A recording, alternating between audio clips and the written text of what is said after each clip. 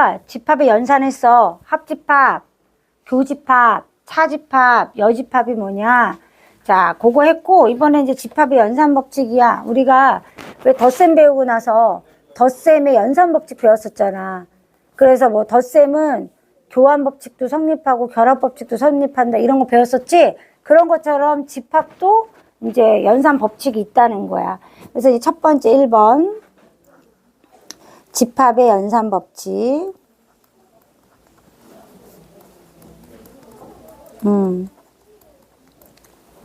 자, 첫 번째는 이런 거야. 합집합이랑 교집합 같은 경우에는 교환법칙이 성립해.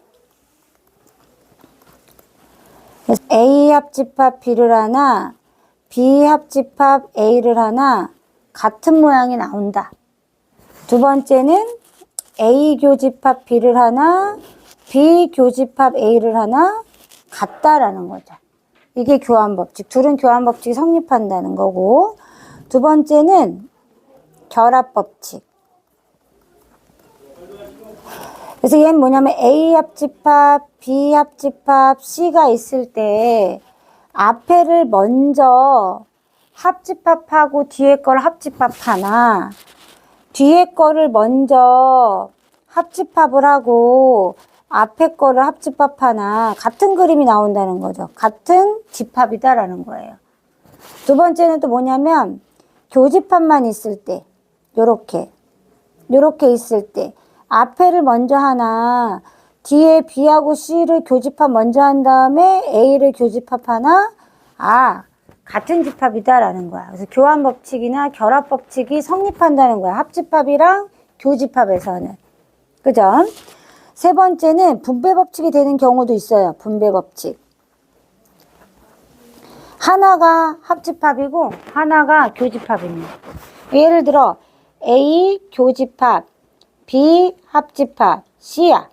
그러면 A 교집합 B 이렇게 한번 해주고, 그죠? A 교집합 C 한번 해주고, 둘이 뭐 하면 돼? 합한 거랑 같다 이거야. 진짜 그림이 똑같이 나오나 보려면은 A가 있고 B가 있고 C가 있어. 그죠? 그러면은 A 합집합 C가 B 합집합 C가 요거란 말이야. 그죠? 그리고 나서 A랑의 교집합을 물었으니까 A랑의 교집합은 요 부분이 되겠죠. 요렇게 나온다는 거지. 결론적으로.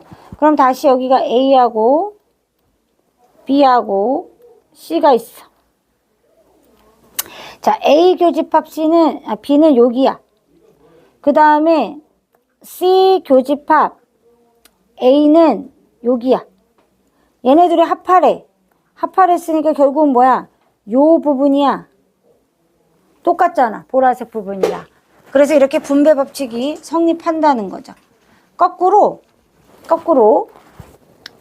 A 합집합 B 교집합 C도 성립해요. A 합집합 B하고요. A 합집합 C하고 교집합한 것도 성립한다는 거예요. 그래서 이 두 가지가 성립한다라는 거니까 알아두면 돼요. 자, 그 다음에 두 번째는 그 외에 공식들이 있어요. 공식들이 있는데 첫 번째가 좀 중요해요. 드 모르간의 법칙이라는 게 있어요. 자, 얘는 뭐냐면 이런 거예요. A 교집합 B에 여집합을 했어요. 그러면 약간 기수법칙처럼 A한테도 주고요. B한테도 줄 수 있어요. 단 얘가 교집합이면 얘는 합집합으로 바뀌는 것 뿐이야. 요거 하나. 또 A 합집합 B의 여집합은요. A 여집합 B 여집합인 상태에서 얘가 교집합으로만 바뀌어요. 그림 그려보면요. A하고 B가 있어요. 교집합의 여집합이니까 이 바깥쪽이 될 거란 말이에요. 맞죠? 자, 그 다음에 다시 A의 여집합이면 여기 옆에 새로 그릴게요. A하고 B가 있는데 자, A의 여집합이면 이렇게 될 거고요. 그죠? 그 다음에 B의 여집합이면 이렇게 될 거예요. 그걸 합했잖아요. 그러니까 같은 그림 나와요. 그래서 이 경우도 성립하는데 반드시 외워두세요. 이걸 써먹어야 되는 경우가 많기 때문에 반드시 외워야 되는 공식이에요. 아주 중요한 공식이다, 얘는. 자, 그 다음에 두 번째는 흡수 법칙이라는 게 있어요. 흡수 법칙. 한쪽으로 쑥 들어가는 거예요. 어떤 경우냐면 A 합집합, A 교집합 B예요. 그럼 어차피 A하고 B하고 교집합이 요 사이에 있고요. 얘는 A 안에 쏙 들어가 있는 애거든요. 그래서 그냥 A로 흡수돼요, 이런 애들은. 이해되죠? 맞아요? 그 다음에 A 교집합, A 합집합 B예요. 그럼 어차피 A 합집합 B가 얘인데 A랑 교집합하면 그냥 작은 A가 나와요. 그래서 얘도 그냥 A로 편입돼요. 이런 경우는 흡수 법칙에 입각해서 그냥 합체만 해주면 돼요. 이해되죠? 이렇게 합체해주면 된다. 자, 그 다음에 세 번째는 선생님이 차집합했던 거 기억나죠? A 차집합 B는 A 교집합 B의 여집합이다. 요거를 같이 묶어서 알아두세요. 그러면은 얘네들을 이용해가지고 밑에 문제들처럼 복잡한 애들을 간단하게 만드는 연습을 계속 할 거예요. 필요합니다. 그래서 요거 법칙들 알아둬야 된다. 그 다음에 세 번째는 배수의 집합의 연산이에요. 자, 첫 번째는 뭐냐면 AM 교집합 AN을 했는데 AK가 나온 거예요. I라고 하면요, I의 배수인 집합. 이걸 의미할 때예요. 이럴 때 이제 이런 형태로 나와요. 그래서 예를 하나 들면 이런 거예요. A의 2 교집합 나왔겠다. 자, A의 2 교집합 A의 3이면 2의 배수의 집합과 3의 배수의 집합의 교집합을 물어보는 거잖아요. 그럼 A의 뭐가 되겠어요? 6, 12 이런 6의 배수가 될 거 아니에요. 그럼 이 집합을 줄이면 A의 6이 되겠죠. 따라서 이때 K는 M과 N의 뭐가 돼요? 최소 공배수가 되는 거예요. 이런 형태로 묻는 유형의 문제들로 확장돼서 나와요. 문제 유형이 나올 때. 그 다음에 두 번째는 이런 거예요. AM하고요, AN하고 합집합을 했어요. 합집합을 하면 원래 안 나올 수도 있어요. 위에 그 A2랑 A3 합집합하면 2, 3, 4, 5 뭐 이렇게 2, 3, 4, 6에서 규칙성이 없거든요. 근데 이렇게 해서 뭔가 규칙성이 나와. A에 M으로 나와. M의 배수로. 그럼 이게 무슨 뜻이겠어요? 이런 게 2 합집합 A의 4예요. 그러면 2, 4, 6, 8 나오고 4는요? 4, 8, 12 이렇게 나올 거 아니에요. 근데 이 4, 8, 12는 A, 2에 다 어떻게 돼 있어요? 포함이 돼 있어요. 그래서 뭘로 나오냐면 A의 2로 나올 수가 있어요. 자, 이런 경우는 어떤 경우냐면요. AM이요. AN이요. AM에 속해 있으면 돼요. 부분집합이면. 가능해요. 이런 경우는 이런 경우다. 이렇게 보면 돼요. 그럼 이게 무슨 뜻이냐면 N이 M의 배수인 경우겠죠. 그죠? 4는 2의 배수잖아요. 이런 경우에는 한쪽으로 흡수될 수 있다는 거예요. 합집합을 했을 때. 이걸 이용한 문제풀이가 나와요. 유형이. 그래서 선생님이 세 번째 설명한 거고. 네 번째는요. 우리가 이제 대칭 차집합이라는 게 있어요. 뭐 기호가 뭐 A, 땡글 B 이렇게 나오기도 하고 A, 세모 B, 뭐 A, 뭐 다이아몬드 B 이렇게 다양하게 연산 기호를 임시 기호를 붙여서 나와요. 그리고 어떻게 주냐면 A 차집합 B, 그 다음에 B 차집합 A를 어떻게 했다? 합했다 이런 식으로 나와요. 합했다 이런 식으로. 그럼 이제 그림이 어떻게 생겼냐면요. 차집합, 대칭 차집합 그림은 좀 중요하겠죠? A하고 B가 이렇게 있으면 이쪽하고요. 이쪽하고. 이해됐죠?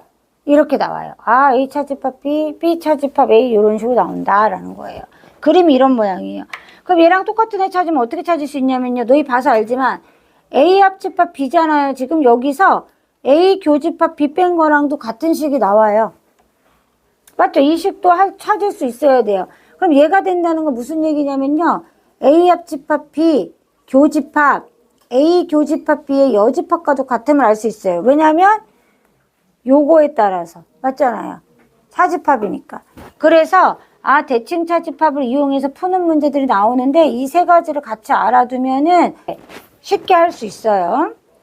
자, 그 다음에 대칭 차집합이 요런 거다라는 거고 성질이 있어요. 성질. 자, 교환법칙 성립해요. 당연히 바꿔서 빼서 합해도 똑같겠죠. 그러니까 얘는 교환법칙 성립합니다. 그래서 A 동글맹이 B는요. B 동글맹이 A랑 같아요. 교환법칙이 성립한다는 거예요. 그 다음에 결합법칙도 성립해요. 이렇게 있으면 앞에 거를 먼저 하나 뒤에 거를 먼저 하나 그죠? 똑같아요.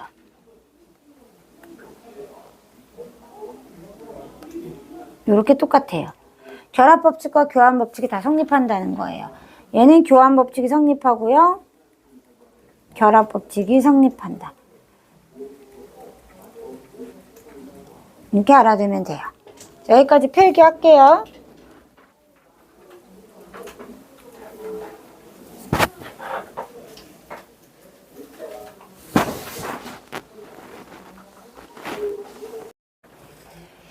자, 이제 이거 줄이는 거, 이 복잡한 거를 줄이는 거야. 그럼 이제 어떻게 할 거냐면, B의 여집합이 요 안에 있구나. 잘못 써져 있네.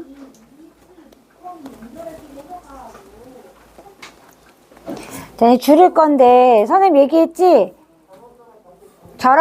우리가 분배 법칙 한 거에 역으로 하면 되는 거야. 그래서 A, 교집합, B 합집합, B의 여집합. 이렇게 만드는 거야.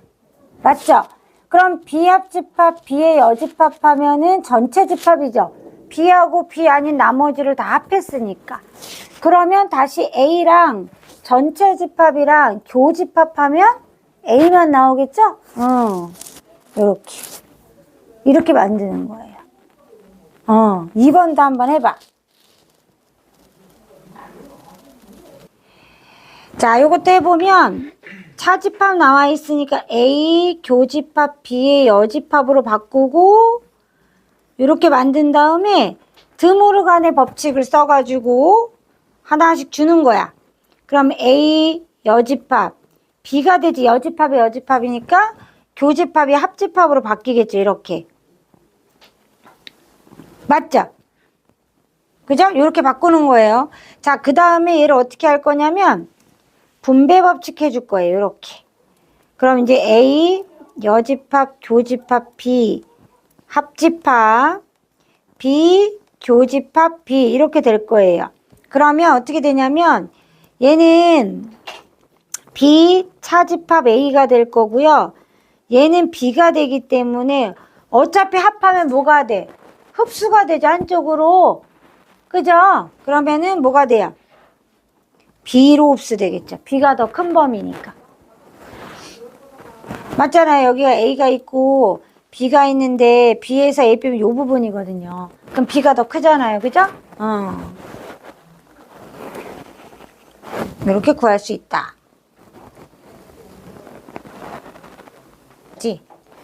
이 앞에 있는 거 먼저 줄인다고 생각해 보셔요.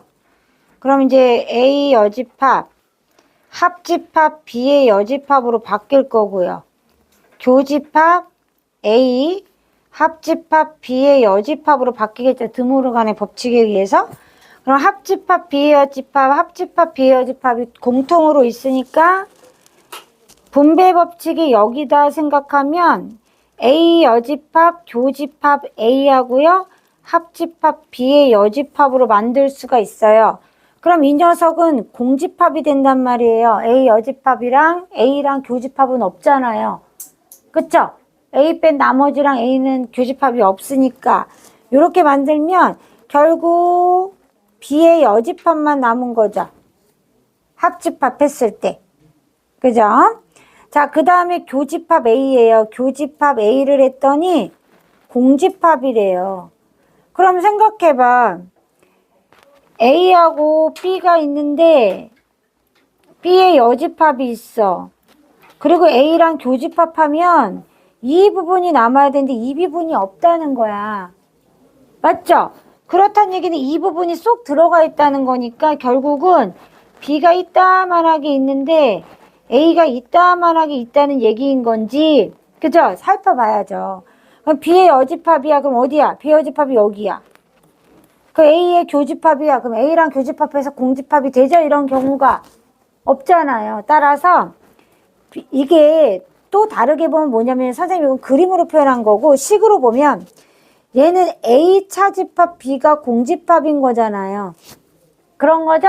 선생님이 A가 B의 부분집합이 되면 이런 형태가 된다고 전 시간에 설명했었어요. A 차집합 B를 하면 공집합이 나온다고. 그쵸? 그래서 이렇게 식으로 만들어 놔도 이게 된다는 걸 알 수 있고요. 그림으로 봐도 이 경우가 된다는 걸 알 수 있어요. A가 B의 부분집합이라는 거. 따라서 이거에 해당하는 건 1번 기억 아니고요. 니은도 아니죠? 디귿이 맞죠? 그죠? 정답은 디귿이 된다는 거예요. 이렇게 할 줄 알아야 됩니다. 마무리하셔요.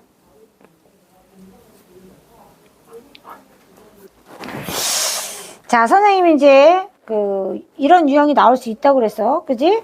그래서 이제 3의 배수, 9의 배수 합하면 3의 배수가 나오겠죠. 그래서 A의 3의 배수가 나오고요. 5의 배수하고 교집합해라 그랬으니까 이런 경우는 뭐가 나온다 했어? 최소 공배수 나온다 했잖아요. 그럼 A의 15가 나오는 거죠. 그래서 150 나누기 15 하면 원소의 개수 나올 거예요. 그래서 10개 이렇게 되겠죠.